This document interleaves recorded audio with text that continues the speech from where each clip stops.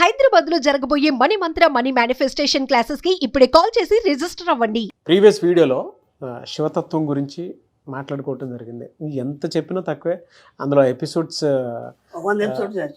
చేయొచ్చు అని మీరు ధ్యాన శ్లోకం ఒకటి చెప్పడం జరిగింది అనర్గళంగా. మామూలుగా మనం సినిమా స్క్రీన్ మీద ఎవరన్నా ఒక డైలాగ్ చెప్తుంటారంటేనే దానికి విజిల్ చేస్తాం మనం. అలాంటి కొట్టి మరి తల్లి నేర్పించారు, అందుకే వచ్చింది అంత చక్కగా. మామూలుగా రావు కదా. Thank you. మీలాంటి గురువులు తోటి వర్క్ చేయడం నిజంగా నా అదృష్టం. 704వ మనీ మంత్ర వీడియో. ఈ వీడియోలో ఏం చెప్తున్నారు? సరదాగా మనం ఈ వీడియో స్టార్ట్ చేద్దాం. మనం థమ్స్అప్ అంటే ఇష్టమా, లేదంటే పెప్సీ అంటే ఇష్టమా, లేదంటే కోక్ అంటే ఇష్టమా, లేదంటే స్ప్రైట్ అంటే ఇష్టమా? ఏది ఎక్కువ లైక్ చేస్తారు? స్ప్రైట్. ఇక్కడ విచిత్రం ఏంటంటే, ఒక రీసెర్చ్ ప్రకారం, వరల్డ్ వైడ్ ఒక రీసెర్చ్ ప్రకారం రిచ్ పీపుల్ ఎవరైతే ఉంటారో, రిచ్ మెంటాలిటీ కల వాళ్ళు అందరూ కూడా కోక్ తాగుతారు. ఓకేనా?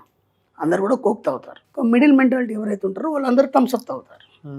ఓకేనా? చీప్ మెంటాలిటీ ఉంటారు, చాలా తక్కువ ఇది ఆలోచిస్తారు, లో మెంటాలిటీ, వాళ్ళందరూ స్ప్రైట్ తాగుతారు. ఇప్పుడు చెప్పండి, మీరేం తాగుతారు? ఏదైనా స్ప్రైట్ తాగుతాను గురించి. రైట్.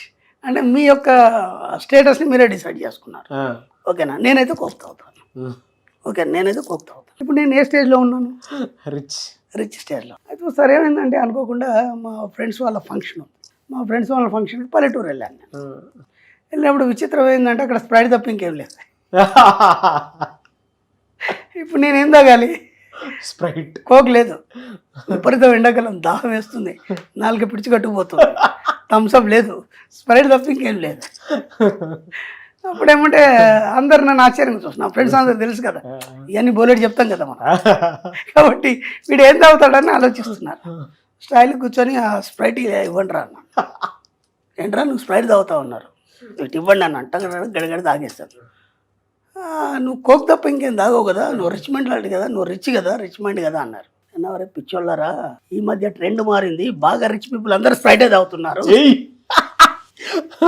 అని చెప్పాను. అందరూ నవ్వారు.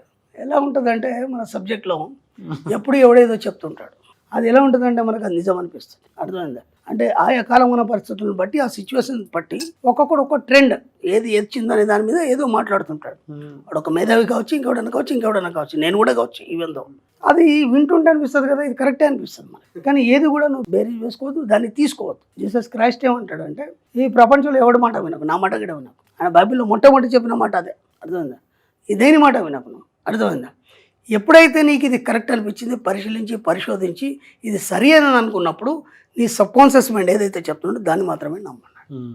ఇప్పుడు నువ్వు కోక్ తాగుతావా, స్ప్రైట్ తాగుతావా, థమ్స్అప్ తాగుతావా, స్టార్టింగ్లో చెప్పినప్పుడు అరే గురుగారు కదా, ఇంత బాగా చెప్తాడు కదా నా డబ్బు గురించి, రిచ్ మైండ్ ఇది తాగుతారు అనిపించిందా లేదా మనకి? అవును, అనిపిస్తుంది. అంటే చెప్పే విధానంలో, లేదంటే మీరు వినే యొక్క ఆలోచన విధానంలో ఏదైనా సరి అన్నట్టుగా అనిపిస్తుంది మీకు. అది ఒక భ్రమను కలిగిస్తుంది. కాబట్టి ఈ ప్రపంచంలో ఎవడి మాట వినద్దు. అర్థమైందా?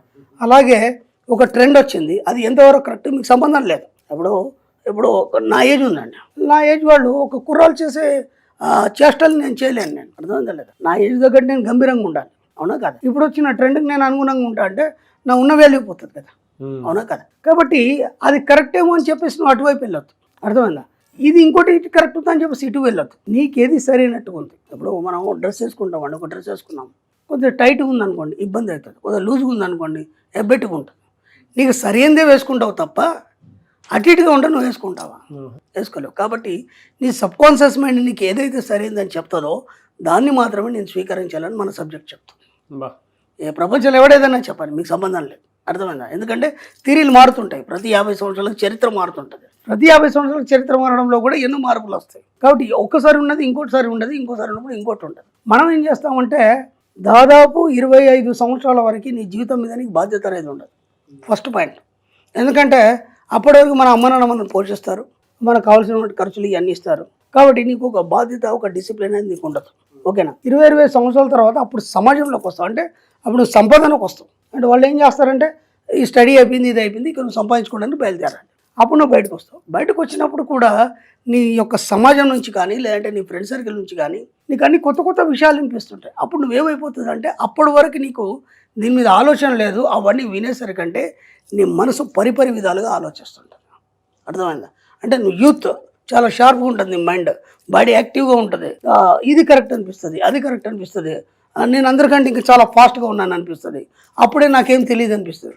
ఈ కన్ఫ్యూజ్లో నువ్వు కింద మీద అయిపోయి ఉకిరి బిక్కిరి అయిపోతావు.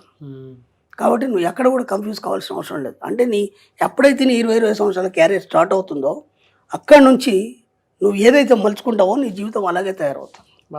30 years వరకు నువ్వు ఏ విధంగా అయితే నీ జీవితాన్ని డిజైన్ చేస్తావో అది అలాగే తయారవుతుంది మొత్తం ఫ్యూచర్ మొత్తం. కాబట్టి ఇప్పుడే నువ్వు సరైన నిర్ణయం తీసుకోవాలి. దేనికి కూడా నువ్వు చెల్లించాల్సిన అవసరం లేదు, ఎవడో ఏదో చెప్పి నమ్మాల్సిన అవసరం లేదు.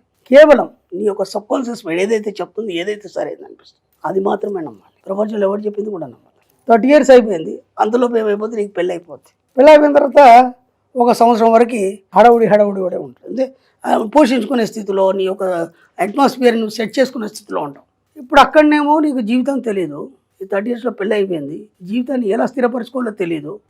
దీని నుంచి ఫైట్ చేస్తూనే నువ్వు ముందుకు వెళ్తుంటావు. నీ జీవితంలో నువ్వేం కావాలని ఎప్పుడు డిసైడ్ అవుతావు ఇంకా. కాబట్టి సరి అయినటువంటి ఏజ్ ఎప్పుడని చెప్తున్నారంటే, మన సబ్జెక్ట్ అంతా నేను చెప్పేదంతా యూత్ గురించి. ఎందుకంటే యూత్ ఎదిగేవాళ్ళు, భవిష్యత్తు వాళ్ళకు ఉంది. కాబట్టి యూత్ 18 yearsలో నువ్వు ఏదైతే బీజం వేస్తావో, అంటే టీనేజ్ అయిపోయింది, 19లో నువ్వు ఎంటర్ అవుతున్నావు, ఆ 18 to 19 ఏదైతే నువ్వు బీజం వేస్తావో అది నీ జీవితాంతం అలాగే ఉంటుందని ఒక సైన్స్ ప్రకారం ఒక రీసెర్చ్ చెప్పబడింది. కాబట్టి నువ్వు అక్కడి నుంచి నువ్వు ఇక్కడి దాకా ఎలా వచ్చావు, ఈ మధ్యలో నువ్వు ఏం బీజం వేసావు, దానివైపు నువ్వేమైనా ప్రయత్నం జరిగిందా లేదా, దానివైపు నువ్వు ఎప్పుడైనా ఆలోచించావా లేదా ఇంకోసారి. కాబట్టి థమ్సప్, స్ప్రైట్ ఇవన్నీ ఇట్లాంటి బోలెడు వస్తాయి మన జీవితంలో. అవన్నీ పక్కన పెట్టేసి మీరు సరి అయినటువంటి ఆలోచన విధానంలో మన సబ్జెక్టుకి వస్తే మాత్రం మనం కేవలం ఏం చెప్తామంటే, నీకు ఒక జాబా లేదంటే నువ్వు అదా ఇదా నాకు సంబంధం లేదు, డబ్బు మాత్రం ప్రధాన పాత్ర పోషిస్తుంది. కాబట్టి డబ్బు మీద రీసెర్చ్ చేయండి, డబ్బు మీద సెర్చ్ చేయండి, డబ్బును పరిపరి విధాలుగా మీరు ఏ విధంగా సేకరించాలి, డబ్బు మీ జీవితంలోకి ఎలా ఆహ్వానించాలి, ఇవన్నీ డబ్బు గురించి తప్ప ఇంకా వేరే ఆలోచనలు పెట్టుకోకండి. ఎందుకంటే అది ఒకటి వచ్చిందంటే మీరు అన్ని సాధించకండి. కాబట్టి ఆ 18 years నుంచి మీలో ఒకరు బీజం పడాల్సింది ఏంటంటే కేవలం డబ్బు. అర్థమైందా? అదేం చేస్తుందంటే అన్నీ చేస్తుంది, అది చేయిందంటే ఈ ప్రపంచంలో ఇంకేం. కాబట్టి ఆ డబ్బు మీద కాన్సన్ట్రేట్ చేయండి. డబ్బును ఎలా ప్రేమించాలి, ఎలా ఆస్వాదించాలి, దాంతో ఆనందాన్ని ఎలా పొందాలి, సుఖాలను ఎలా పొందాలి, మనం ఇతరులకు ఎలా సహాయం చేయాలి, మనం ఉన్నత స్థితికి ఎలా వెళ్ళాలి, మనం ఒక గొప్ప స్థాయిలో ఎలా ఉండాలి, మనం ఎంతోమందికి ఎంప్లాయ్మెంట్ ఇవ్వాలి, ఈ ఆలోచనలో కలిగి ఉండాలి. నాకు జాబ్ కావాలి, నేను సాఫ్ట్వేర్ ఇంజనీర్ చేస్తాను, లేకపోతే నేను అది చేస్తాను, జాబ్ కోసం ట్రై చేస్తాను, రావట్లేదు, ఇవన్నీ పక్కన పెట్టేయండి. డబ్బు ఒకటి ఉంటే అన్నీ వచ్చేస్తాయి, మీరే జాబ్ ఇచ్చే స్థాయికి వెళ్ళిపోతారు. కాబట్టి ఎవరేది చెప్పినా మీరు ఆలోచన విధానాన్ని మార్చుకోకండి.